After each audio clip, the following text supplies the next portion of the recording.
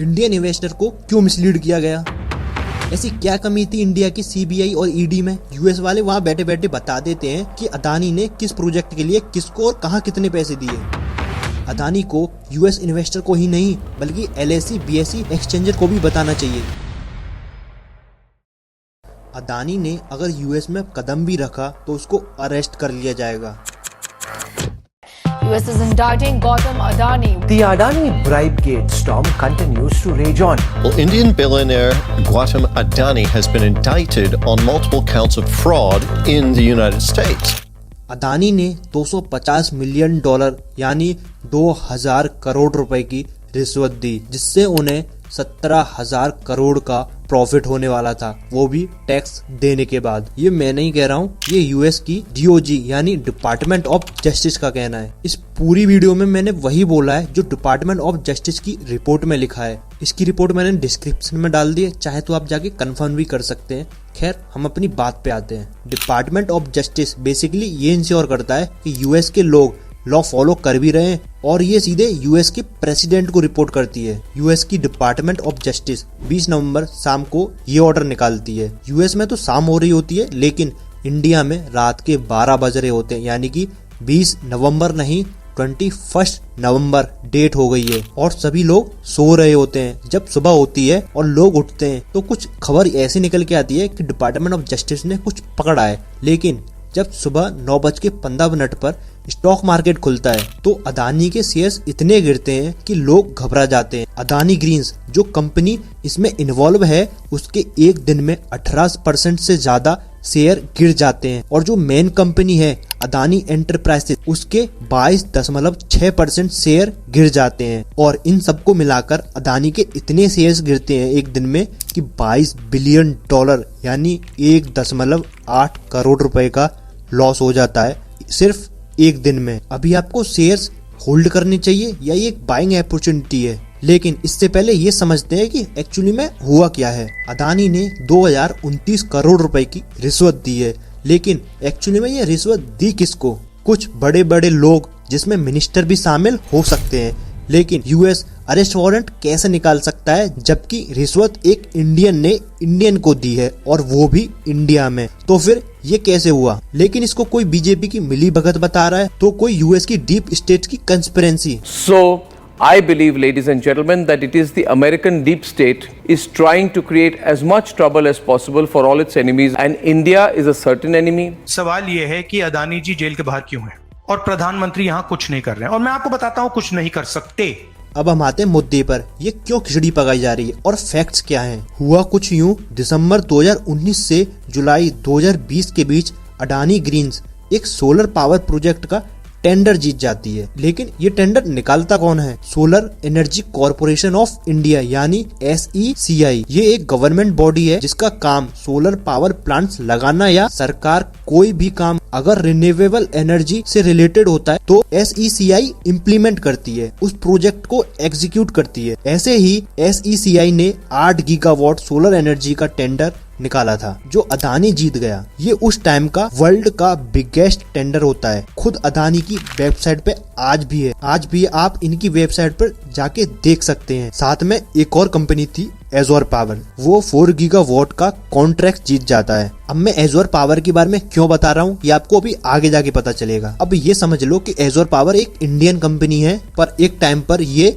New York stock exchange यानी US की listed company थी। अब SECI को टोटल 12 गीगावाट की सोलर एनर्जी मिलने वाली थी, पर यहाँ पर SECI एक प्रॉब्लम में फंस जाती है। अदानी और एजोर पावर जिस प्राइस में ये 12 गीगावाट SECI को दे रहे थे, वो प्राइस में कोई भी खरीदने को तैयार नहीं था। कौन हो सकते हैं ये बायर्स? कौन खरीदना चाहता था? ये होती हैं पावर्ड डिस्ट्रीब्यूशन कंपनीज, जिसको शॉर्ट में हम डिस्कॉम भी बोलते हैं। ये हर स्टेट की अलग अलग होती हैं और हर स्टेट गवर्नमेंट के पास इनका टोटल कंट्रोल होता है। जैसे यूपी की है Uttar Pradesh power corporation limited, और कर्नाटका की है Bangalore electricity supply company limited यानी बिस्कॉम। ऐसे ही हर स्टेट की होती है, और इन कंपनियों का काम बस इतना होता है कि आपके घर तक बिजली पहुंचाना। ये कंपनी चाहे तो SECI से ये इलेक्ट्रिसिटी वापस ले भी सकते हैं, पर जो प्राइस पर अदानी और एजोर पावर दे रहे थे वो इन्हें महंगा लग रहा था। अल्टीमेटली आप इतना याद रखो, अगर ये कंपनी महंगी प्राइसेस पर इलेक्ट्रिसिटी खरीदेगी तो आपको भी महंगी प्राइस पर बेचेगी, यानी आप भी इसको महंगी प्राइस पर भी खरीदना पड़ेगा और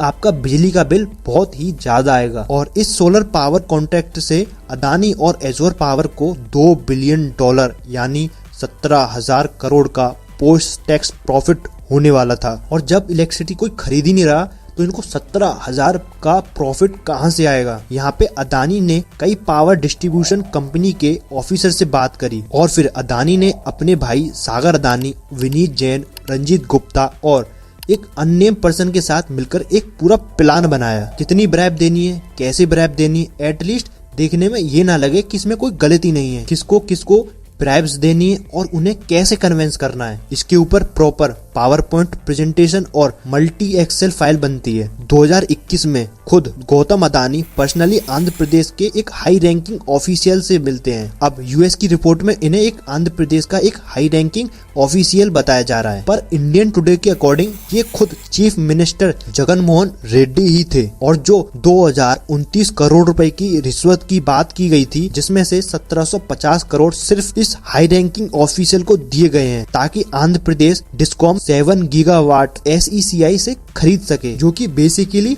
अदानी और एजोर पावर का ही था। इसके बाद ये तय होता है कि आंध्र प्रदेश, जिसकी मैंने अभी बात करी है, उसके अलावा छत्तीसगढ़, उड़ीसा, तमिलनाडु और जम्मू एंड कश्मीर, ये स्टेट की जो डिस्कॉम्स हैं वो SECI से पावर खरीदेंगे। और मैं बता दूं, जो इलेक्ट्रिसिटी है जान पूछकर महंगी खरीदी जा रही है। अच्छा, गौतम अदानी का भाई सागर अदानी, जिसने जो प्लान्स, जो किसको कितने पैसे दिए, उसकी रिश्वत की पूरी लिस्ट अच्छे से अपने फोन में ऑर्गेनाइज करके रखी थी। किसको कितनी रिश्वत देनी है, किस किस स्टेट में देनी है और कितने गीगावाट पे कितना चार्ज लगाना है, ये सब उसमें लिखा हुआ था। ये जो ब्राइब थी, इसमें अडानी और एजोर पावर दोनों कंट्रीब्यूट कर रहे थे और कौन कितना कंट्रीब्यूट कर रहा है इसमें आगे जाके सबका खुलासा हो जाता है। एजोर पावर को अदानी ग्रीन्स को 683 करोड़ रुपए देने पड़ते हैं, क्योंकि उस ब्राइब मनी में उतने का उसका हिस्सा होता है। जिस डॉक्यूमेंट में एक्चुअली लिखा हुआ था, ये विनीत जैन उस डॉक्यूमेंट की अपने फोन में फोटो खींच लेते हैं और आगे जाके ये डिपार्टमेंट ऑफ जस्टिस यानी DOJ को ये चीज मिल जाती है। अच्छा, जब ये ब्राइबरी सीन्स बना रहे थे तो गौतम अडानी को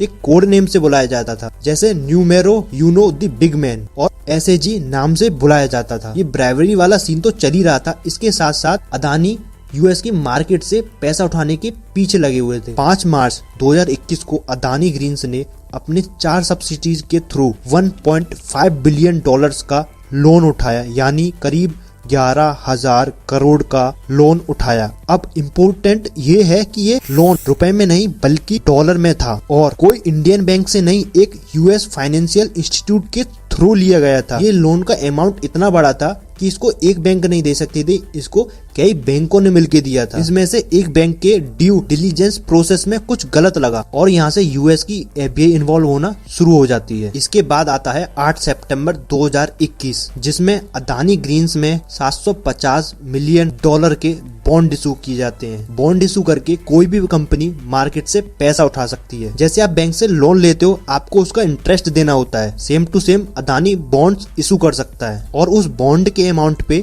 जिसे हम प्रिंसिपल भी बोलते हैं, उसके अमाउंट पे नॉर्मल इन्वेस्टर को अदानी उसका इंटरेस्ट पे करेगा। उस बॉन्ड के जो डॉक्यूमेंट्स थे उनमें ये लिखा था कि ये जो पैसे हैं उन्हें मिलेगा। बॉन्ड को इशू करके जो इंडिया में जो प्रोजेक्ट था 8 गीगावाट का, उसमें वो इन्वेस्ट करेंगे। अब याद रखो, ये बॉन्ड्स US इन्वेस्टर खरीद रहे थे और जो इन्वेस्टर्स का पैसा है अब जो बेसिकली यूज होगा इंडियन गवर्नमेंट ऑफिशियल्स को ब्राइब देने में, क्योंकि उसी प्रोजेक्ट में यूज हो रहा है, जिससे US में एक लॉ है जिसका नाम FCPA यानी फॉरेन करप्ट प्रैक्टिस एक्ट, ये वॉयलेट हो जाता है यानी टूट जाता है। अब US FBI, US SEC जो बेसिकली US की सेबी की तरह काम करता है, अब सभी के सभी अदानी के पीछे पड़ जाते हैं। 17 मार्च 2023 FBI सीधा सागर अदानी, जो कि गौतम अदानी के भाई हैं, उनके पास पहुंच जाती है। उस टाइम वो US में ही होते हैं। उन्हें सर्च वारंट दिखा के उनके पास जो भी इलेक्ट्रिक डिवाइस होते हैं उनको जब्त कर लिया जाता है। और आपको याद होगा, जो भी उनके पास जो स्कीम बनाई थी कि किसको कितना पैसा दे देना है, अपने फोन में स्टोर करके रखी थी, जो FBI के हाथ पड़ जाती है। और अब FBI सागर अदानी को एक सर्च वारंट की कॉपी भी देती है, जिसमें सारी डिटेल्स मेंशन भी होती हैं कि भाई उन पर किन चीजों पे सके और क्यों सके वगैरह वगैरह। अगले ही दिन सागर अडानी अपने भाई गौतम अडानी को, यही सर्च वारंट था, उसको अपने भाई को भेज देते हैं और गौतम अडानी इसका फोटो खींच के अपने आप को ही मेल कर देते हैं स्टोरेज पर्पस के लिए। बताने का मतलब ये है 18 मार्च 2023 को उनको पता चल चुका था कि FBI उनके अगेंस्ट इन्वेस्टिगेशन कर रही है। आगे जाके 2023 में गौतम अडानी फिर से USA से $1.3 बिलियन का लोन उठाते हैं और 2024 में $409 बिलियन का बॉन्ड इशू करते हैं। और यहाँ पे US इन्वेस्टर्स को ये भी नहीं बताते कि FBI इनके ऊपर इन्वेस्टिगेशन भी कर रही है और ये डिस्क्लोज करना लीगली रिक्वायर्ड है। इनफैक्ट 15 मार्च 2024 यानी जब गौतम अडानी ने FBI का सर्च वारंट देखा था, उसके ठीक एक साल बाद ब्लूमबर्ग में भी एक आर्टिकल छपता है, पर यहाँ पर भी अडानी साफ साफ बना कर देते हैं। अब जो देखा जाए FBI इन्वेस्टिगेशन चल रही थी, अडानी को US इन्वेस्टर को ही नहीं बल्कि LSE BSE एक्सचेंजर को भी बताना चाहिए। इंडियन इन्वेस्टर को क्यों मिसलीड किया गया? ऐसी क्या कमी थी इंडिया की CBI और ED में? US वाले वहाँ बैठे बैठे बता देते हैं कि अडानी ने किस प्रोजेक्ट के लिए किसको और कहाँ कितने पैसे दिए। अडानी की किसी भी कंपनी में इन्वेस्ट करना है या नहीं वो आपका डिसीजन, मेरा डिसीजन मैं बता देता हूँ। मैं तो दूर दूर तक नहीं छूंगा स्टॉक को। इन्वेस्टिंग और ट्रेडिंग में एक रूल है, don't ever catch a falling knife. Kenya के साथ $736 मिलियन का कॉन्ट्रैक्ट था, कैंसिल हो गया। क्या लगता है इसके आगे अडानी की कोई भी कंपनी इंडिया के बाहर से पैसा इरेज कर पाएगी? इसका आंसर आप खुद ही जानते हैं।